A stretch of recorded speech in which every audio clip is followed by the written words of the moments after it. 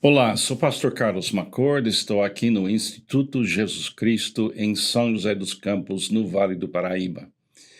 Eu espero que você esteja bem e pronto para mais uma leitura do autor Stanley Jones, que escreveu um lindo livro devocional que estamos lendo todo dia, chamado O Caminho.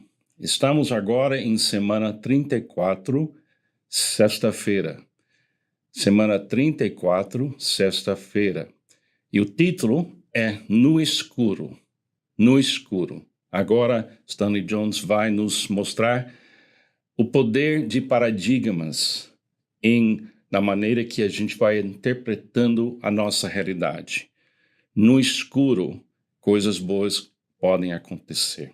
Vamos ouvir a voz desse homem mais uma vez. Observemos outra passagem. Também lhe darei aquele que vencer a estrela da manhã, Apocalipse 2, 28. O vencedor recebe a estrela da manhã, que é Cristo, em todas as situações sômbrias. Kagawa, o grande cristão japonês, disse: na escuridão encontrei Deus face a face. Vá para a planície, disse Deus a Ezequiel, e lá falarei com você. Ezequiel 3, 22. Deus fala conosco nas planícies escuras. Lá encontramos Deus face a face. Assim que aquele que anda no escuro, que não tem luz alguma, confie no nome do Senhor e se apoie em seu Deus. Isaías 50, 10. Você pode ver as estrelas, mesmo diante do dia, quando está no fundo de um poço. Depende da perspectiva que você tem. Os nitratos vêm da região mais árida do Chile. A aridez enriquece o mundo. As nuvens escuras contêm a chuva que faz as plantas crescerem. Aliás, as nuvens estão escuras somente para você. Em um avião que as sobrevoa, não há nuvens escuras. Do alto, todos são brancas. Não há acontecimentos sômbrios quando visto de cima. De um avião, eu vi um barco que ia de um lado para o outro, descendo um rio bem largo no Brasil. Imaginei que as pessoas a bordo deviam estar se perguntando por que aquela desnecessária perda de tempo do barco em ficar de lá para cá. Porém, do alto eu podia ver onde estavam os bancos de areia e as águas profundas, e que o piloto estava escolhendo o caminho das águas profundas para a segurança de todos.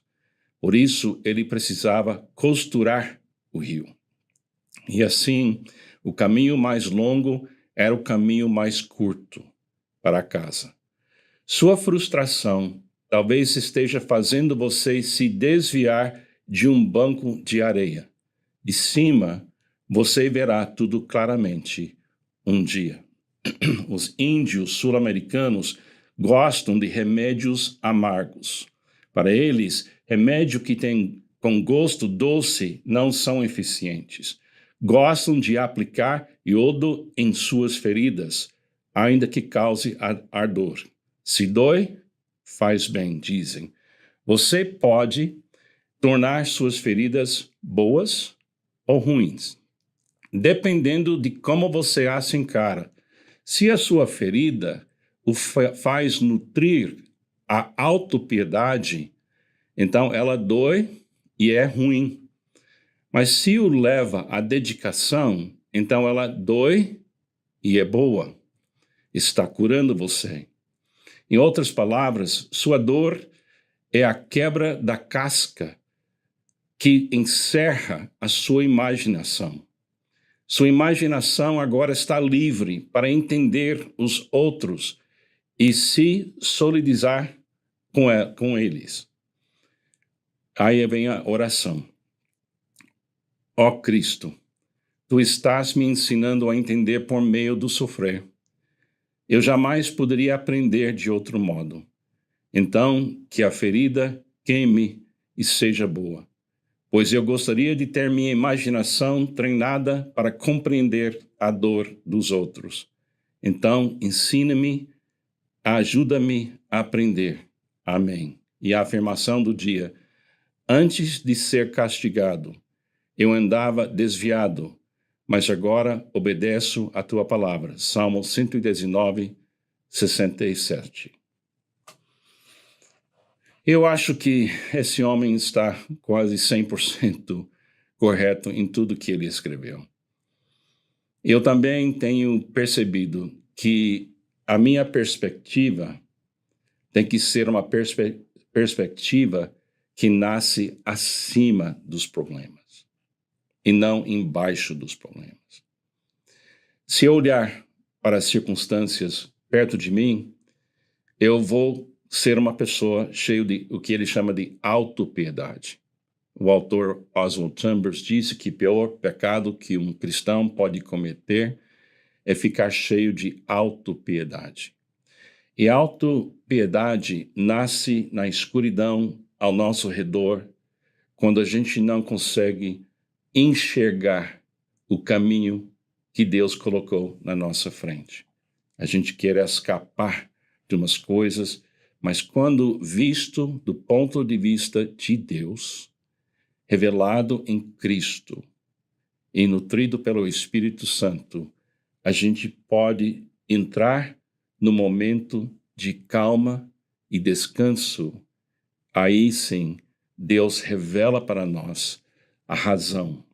E se Ele não revelar, Ele vai revelar mais tarde e você vai compreender. Eu tenho passado por isso na minha vida muitas vezes. Chegar no ponto de não saber em que caminho eu deveria trilhar, onde eu ia passar, como é que eu ia sobreviver, mas Deus não quer que eu pense em sobreviver. Ele quer que eu viva na abundância da minha confiança em Deus. Então, quando eu consigo elevar meus olhos para mais alto, eu começo a perceber que Deus está me tratando perfeitamente para eu chegar no destino onde Ele tem mais obra para eu fazer, mais amor onde eu posso entregar para outras pessoas. Essas leituras do Stanley Jones não foram escritos como uma teoria. Ele viveu isso. 55 anos como missionário na Índia. Ele visitou o Brasil, Chile, essas ilustrações. Ele estava aqui, muito perto, aqui em São Paulo, anos e anos atrás. E a voz dele continua me dando uma alimentação espiritual incrível. Espero que você preste atenção nessas palavras deste homem, um homem imperfeito, como eu, como você, uma pessoa imperfeita, mas uma pessoa que estava vendo acima das nuvens e sabendo que ele poderia, em qualquer circunstância, confiar no nosso Criador e em Jesus e no Espírito Santo. Que Deus te abençoe, tenha um ótimo dia, continua vendo bem alto, olhando bem alto para ver a verdadeira luz para o seu caminho. Que Deus te abençoe.